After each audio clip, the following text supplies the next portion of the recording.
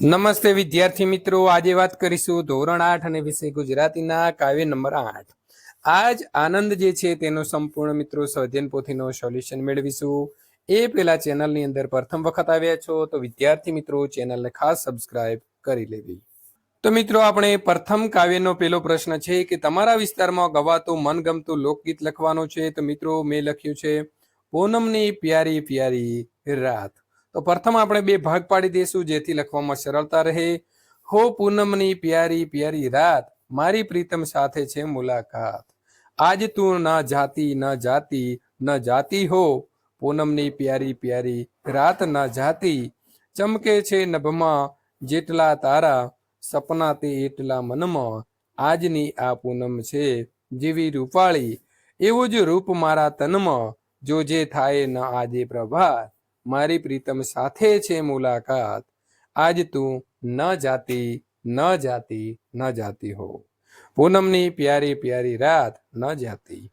જાગી છે પ્રીત મારી જન્મો જન્મની, રમશું રે રાતભર રંગમાં. જાવ જાવ સખીઓ થાશે રે મોડું, સાજન છે કોઈના સંગમાં. મને કરવા દો ને થોડી વાર, મારી પ્રીતમ સાથે છે હો પૂનમની પ્યારી પ્યારી રાત. ત્યાર પછી મિત્રો આગળ વાત કરીશું. અહીં તમે ચિત્ર જોઈ રહ્યા છો તો આ ચિત્રને જોવાનું છે, તેનું અવલોકન કરીશું અને ત્યારબાદ 10 વાક્ય લખીશું. આ ચિત્રમાં સુંદર ગામ અને કુદરતી સૌંદર્ય દેખાય છે. ચિત્રમાં સુંદર ઘર દેખાય છે, સુંદર રંગબેરંગી વૃક્ષો દેખાઈ રહ્યા છે અને ઊંચા પહાડો ઉપર સૂર્ય ચમકી રહ્યો છે. હરિયાળા મેદાનો દેખાઈ રહ્યા છે, સુંદર તડકો દેખાય છે. સ્વચ્છ આકાશમાં વાદળો દેખાઈ રહ્યા છે. ચિત્રમાં મોટા ભાગના છાપરા લાલ રંગના છે અને એક સુંદર રસ્તો ગામ તરફ જઈ રહ્યો છે. પહાડ પરથી સુંદર ઝરણું પડી રહ્યું છે અને જંગલોની વચ્ચે એક પુલ દેખાઈ રહ્યો છે, જેની નીચે ઝરણાનું પાણી વહી રહ્યું હશે. મને ગમે તેવું સુંદર દ્રશ્ય આ ચિત્રમાં દેખાઈ રહ્યું છે. આમ ગામમાં રહેવાનું મન થાય તેવું સુંદર ગામ છે. પ્રશ્ન નંબર મિત્રો 3, નીચે આપેલા શબ્દોનો યોગ્ય ક્રમમાં ગોઠવી તેનું એક એક વાક્ય બનાવો.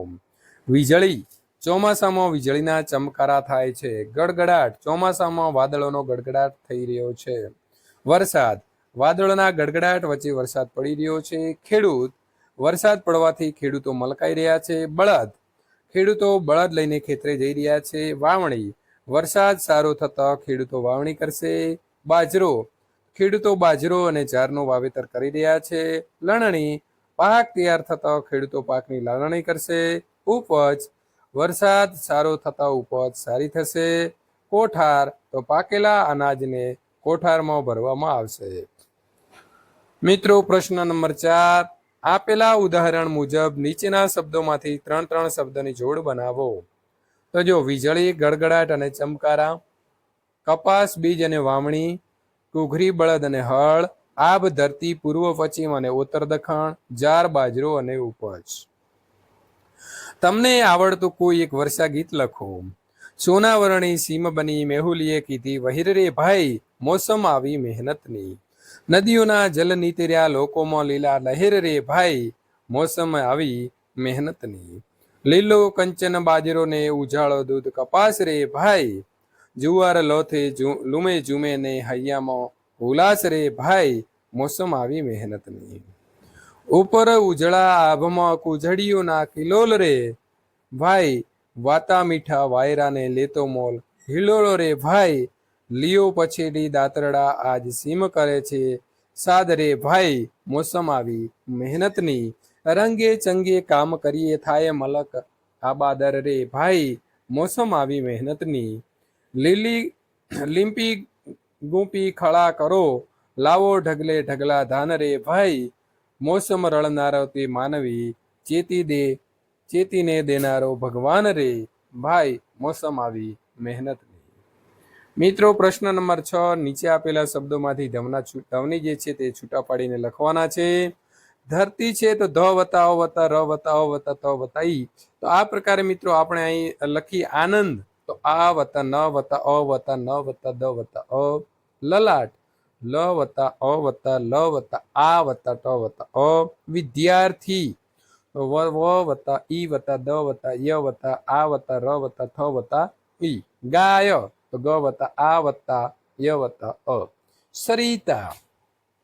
તો સ વત્તા અ વત્તા ર વત્તા ઈ વત્તા ત વત્તા આ. મિત્રો અહીં ખોડા અક્ષર લખાયા છે. તમે જુઓ સરિતામાં સ છે ખોડો છે, કારણ કે વ્યંજનમાંથી સ્વર છે એ નીકાળી દીધો છે, તેના માટે આપણે ખોડો લખવો પડશે.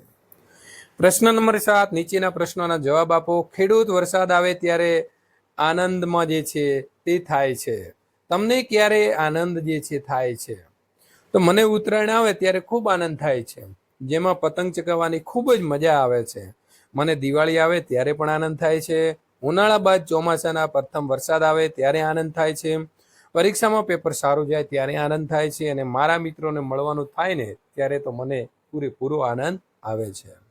વરસાદ પડે ત્યારે તમે શું શું કરો છો? તો વરસાદ પડે ત્યારે હું વરસાદમાં પલળવા જઈશ, પાણીમાં કાગળની હોડી બનાવીને તરાવીશ. પાણીમાં મિત્રો સાથે છબછબિયા કરવાની મજા તો કંઈક ઓર આવે છે. શેરીમાં એકબીજા ઉપર વરસાદનું પાણી છાંટવાનો ખૂબ જ આનંદ આવે છે. વરસાદને લગતા 5 શબ્દો લખી તેના વાક્યમાં પ્રયોગ કરો. વીજળી. વરસાદમાં વીજળીનો ચમકારો થાય છે. ગડગડાહટ. ચોમાસામાં વાદળો ગડગડાટ કરી રહ્યા છે. વાદળ. વરસાદ આવતા જ વાદળો રંગ બદલે છે. વાવણી. વરસાદ સારો થતા ખેડૂતો વાવણી કરશે. હરિયાળી. તો વરસાદ આવતા ધરતી પર હરિયાળી છવાઈ જાય છે. ચોમાસાની ઋતુ સિવાય વરસાદ આવે ખરો? આવે તો આપણે તેને શું કહીએ છીએ? હા, ચોમાસા સિવાય પણ વરસાદ આવે હો, એટલે કે શિયાળો ઉનાળોમાં પણ. તો ચોમાસા સિવાય આવે તો તેને આપણે માવઠું કહેવાય. માવઠું આવે ત્યારે ખેતીના પાકને નુકસાન થાય છે. લોકગીત એટલે શું? તો લોકગીત એટલે લોકો વડે ખડાતું અને ગવાતું ગીત. લોકગીતનો રચનારા હંમેશા પડદા પાછળ રહેતા હોય છે, તેથી તેના નામ અને ઠામ વિશે આપણને ભાગ્યે જ માહિતી મળતી હોય છે. ક્યારેક કૃતિ કોઈ એક વ્યક્તિનું સર્જન પણ હોઈ શકે, તો ક્યારેક એક કરતાં વધુ વ્યક્તિનો પણ એમાં હિસ્સો રહ્યો હોય છે. તો માનવ જીવનનું અસલ તળપદા સંવેદનાને લોકગીતની અંદર સરસ રીતે જે વાચા છે તે વાચા મળતી હોય છે. પ્રશ્ન નંબર મિત્રો 8ની વાત કરીએ તો નીચે આપેલા ઉદાહરણ મુજબ વ્યવસાયકારના ઉપયોગી સાધન સામગ્રી આપેલી છે, તે મુજબ તમારે વ્યવસાયકારના સાધન સામગ્રી લખવાની છે. હવે તમે ખેડૂતના ઘરે જાઓ છો તો તમને હળ, દાંતરડું, બળદગાડું, વાવણીઓ, ટ્રેક્ટર જોવા મળે છે. એવી રીતે આપણે દરજીની મુલાકાત લઈએ તો કાતર, સંચો, માપપટ્ટી ને દોરા જોવા મળશે. સુથારના ઘરે જઈએ તો વાંસલો, ફરસી, હથોડી, રંધો, કરવત અને છીણી, કડીઓ, તો લેલું, તગારો, ઓળંબો, મસ્ટર, લેવલ પાઇપ વગેરે જોવા મળશે.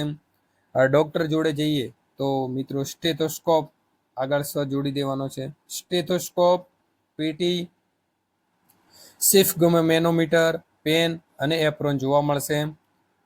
કાછિયાના વાત કરીએ એટલે કે કાછિયાના ઘરે જઈએ તો ટોપલી, લારી, ત્રાજવા એટલે કે વજન કાંટો જોવા મળશે. વિદ્યાર્થી મિત્રો, ત્યાર પછી પાઠ નંબર 9નું સોલ્યુશન મેળવવા માંગો છો તો અહીં આપેલી એન્ડ સ્ક્રીન ઉપર ક્લિક કરી અને મેળવી શકો છો.